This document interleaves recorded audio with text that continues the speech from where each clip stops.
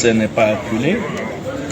Le capitaine Moussa Dadis est en train d'essuyer des injures, des provocations. Mais croyez-moi, il va prendre de la hauteur, comme il sait bien le faire. C'est un homme d'État. Il ne va pas répondre l'injure par l'injure. Il ne répondra pas la provocation par la provocation. Il va garder le cap pour rester focus sur ses objectifs qui consistent simplement à prouver son innocence devant le tribunal criminel délocalisé. Vous avez parlé de nouvelles accusations. Moi, je ne parle pas de nouvelles accusations, je parle de nouvelles affabulations. Nous sommes quand même déçus de relever dans les questionnaires de la défense de Toumba des propos qui vont à l'encontre de son récit. Ce qui pour moi constitue une faute proportionnelle.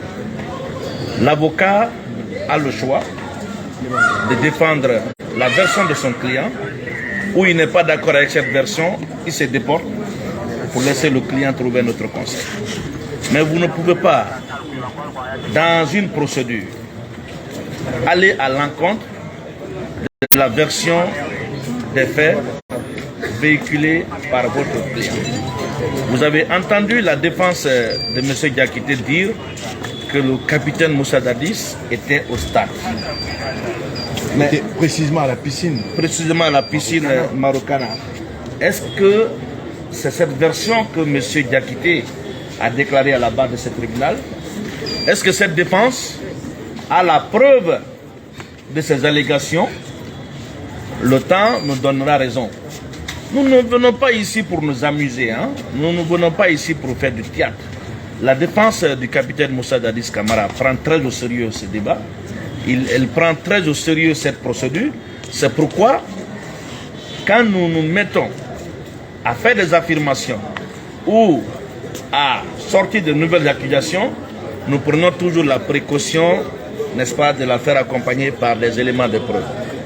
Depuis l'entame de ce débat, le capitaine vous a dit qu'il a été victime d'un complot. Aujourd'hui, à la barre de ce tribunal, nous allons produire des éléments qui vont soutenir cette position que le capitaine soutient depuis peu.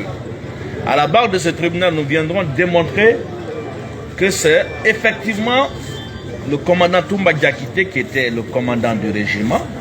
C'est lui qui a planifié et exécuté avec d'autres les crimes qu'on est en train de juger aujourd'hui. Nous devons avoir du respect pour le tribunal. Nous devons également avoir du respect pour les victimes pour ne pas venir faire du théâtre ici. Nous ne venons pas faire du théâtre.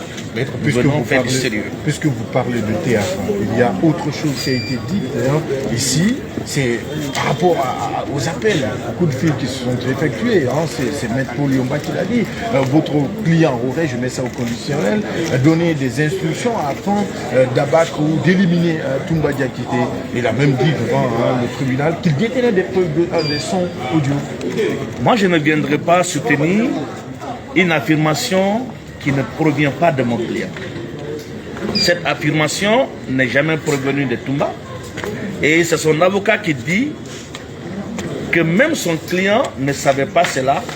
C'est à 24 heures de l'audience qu'il a porté cela à sa connaissance. C'est bien beau de tenir tout ça, mais il faut bien en rapporter les éléments de preuve. Je vous assure, si cette défense avait la preuve de ces allégations, elle n'allait pas attendre aujourd'hui pour les produire.